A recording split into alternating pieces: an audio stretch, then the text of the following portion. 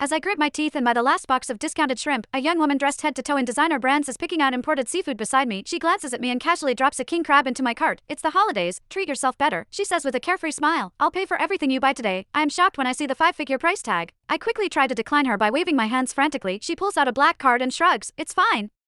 My sugar daddy gives me more money than I can spend. If I don't use it, he'll get mad. I force a laugh. Sounds like he's really generous to you. He's alright, I guess. I can't spend money as fast as he earns it, she says nonchalantly. After a slight pause, she goes on. Speaking of which, his girlfriend is pretty dumb. She works nonstop for years just to help him pay off a debt that doesn't even exist. When I say I want him to cook on New Year's Eve, he immediately ditches his girlfriend too.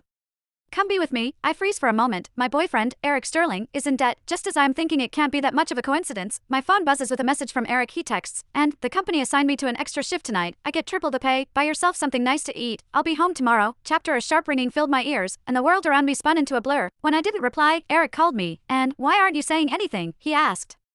Gently, as I listened to the familiar indulgence in his voice, I couldn't help but ask, can you come home today? We don't need the money anymore, okay? He paused briefly, then let out a soft chuckle. Do you miss me that much? After we finish paying off the debt, we'll have all the time in the world. Someone called for him in the background, and he quickly hung up. I stared blankly at the $100 he had just sent. Next to me, the young woman let out a helpless sigh.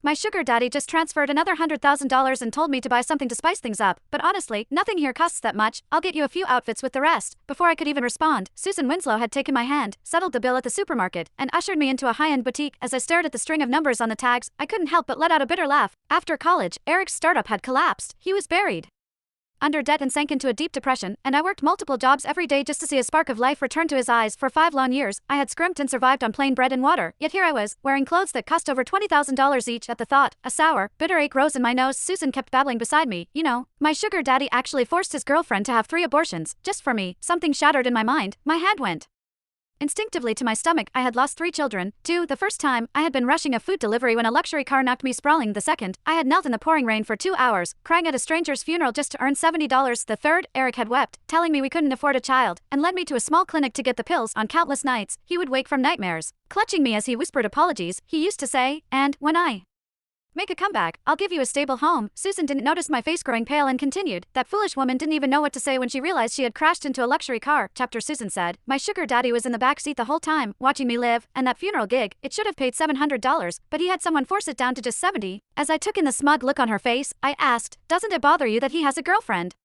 Susan gave me a strange look. His love, his money, everything he gives is mine, and, aside from the title of girlfriend, what does that woman even have? I didn't remember how I made it home. The cramped, 100-square-foot rental had once been something Eric and I built together with care. Back then, Eric had sworn it would be just the 2 of us forever. In that carefully woven lie, I lived happily for years, forgetting how difficult life had been.